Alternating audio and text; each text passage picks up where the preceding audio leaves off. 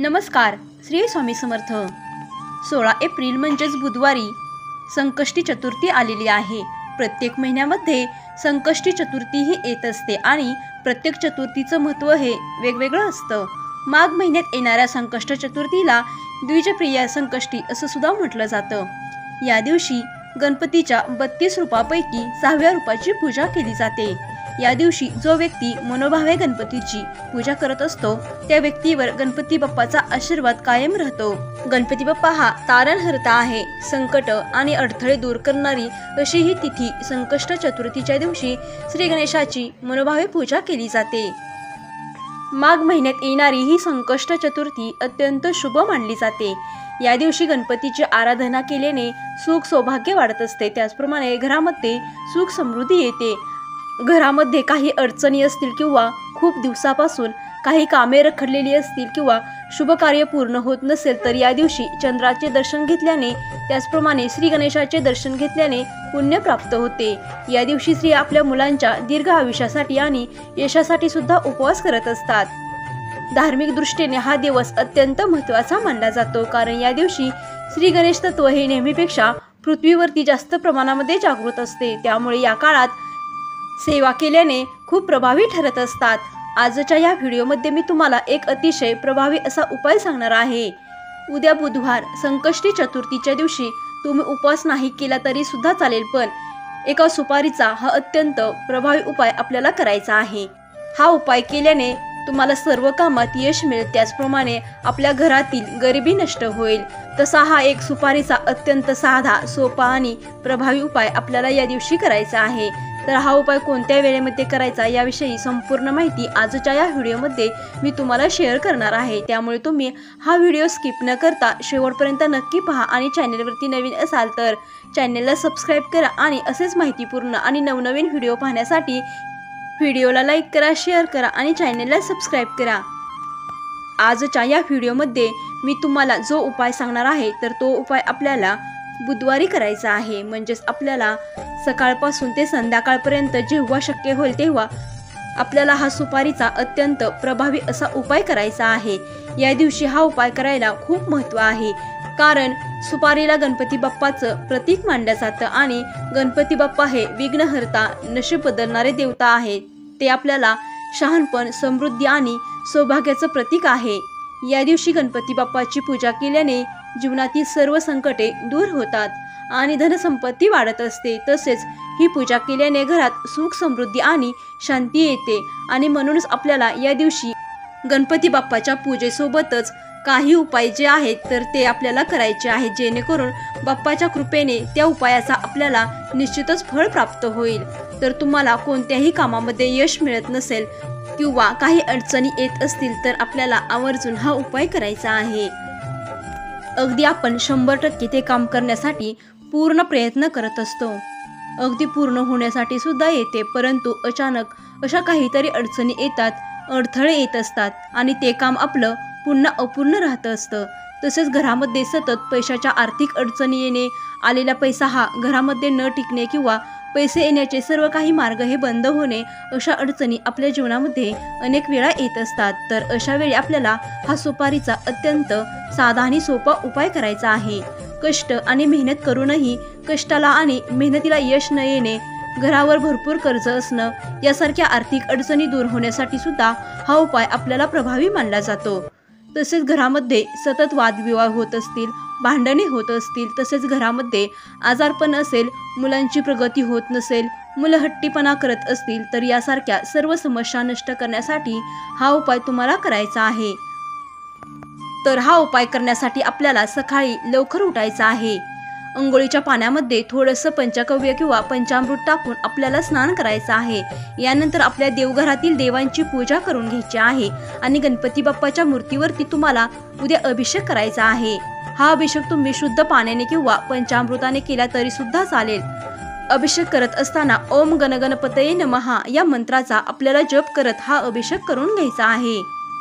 त्यानंतर अभिषेक केलेलं जे पाणी आहे किंवा पंचामृत असणार आहे ते सर्वांनी तीर्थ म्हणून घरात घ्यायचं आहे. त्याचबरोबर गणपती बाप्पांना दुर्वा, जास्वंदीची फुलं, फळं, खोबऱ्यांचा नैवेद्य किंवा तुम्ही मोदक म्हणून सुद्धा नैवेद्य अर्पण करू शकता आणि यानंतर तुम्ही हा उपाय कधीही करू शकता। उपाय करण्यासाठी आपल्याला 2 सुपारी लागणार आहेत। सुपारी घेतानाही आपण पूजेसाठी जी सुपारी वापरत असतो ती सुपारी आपल्याला घ्यायची आहे। सुपारीचे 2 प्रकार असतात। एक खाण्याची सुपारी असते, ती आकाराने मोठी असते आणि पूजेची सुपारी ही आकाराने छोटीशी असते। म्हणून पूजेमध्ये आपण ज्या सुपारी वापरतो ती सुपारी आपल्याला यासाठी वापरायची आहे, म्हणजेच आपल्याला छोटी सुपारी वापरायची आहे। ही सुपारी कुठेही किडलेली किंवा फुटलेली किंवा खराब झालेली असू नये। चांगल्या प्रकारची सुपारी आपल्याला या दिवशी घ्यायची आहे। आपल्याला 2 सुपारी लागणार आहेत। त्याचप्रमाणे या सुपारीसोबत आपल्याला 2 हिरवी वेलची सुद्धा लागणार आहे। ही हिरवी वेलची देखील आपल्याला चांगली घ्यायची आहे, कुठेही तुटलेली फुटलेली अशी घेऊ नका।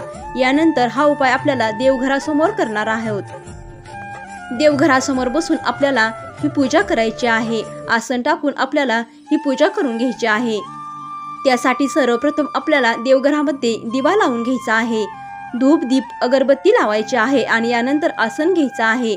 आसनावरती बसायचं आहे आणि सर्वप्रथम तुम्ही या 2 सुपाऱ्यांवरती अभिषेक करून घ्यायचा आहे। अभिषेक केल्यानंतर या 2 सुपाऱ्या तुम्हाला गणपती बाप्पा समोर ठेवायच्या आहेत। या सुपाऱ्या ठेवताना सर्वप्रथम थोडेसे तांदूळ, ज्याला आपण अक्षदा म्हणत असतो, तर या आपल्याला ठेवायच्या आहेत आणि त्यावरती तुम्हाला ही जी सुपारी आहे तर या सुपारी आपल्याला ठेवायच्या आहेत। 2 सुपाऱ्या गणपती बाप्पा समोर ठेवायच्या आहेत आणि यानंतर त्या सुपारीपाशी तुम्हाला या 2 वेलची देखील ठेवायच्या आहेत।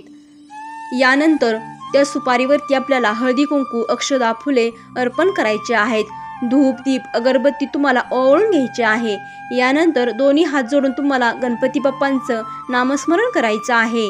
तिथे बसून तुम्हाला 1 वेळा गणपती बाप्पाचं अथर्वशीर्षम म्हणायचं आहे। त्याचप्रमाणे आपल्याला गणपती स्तोत्र सुद्धा म्हणायचं आहे।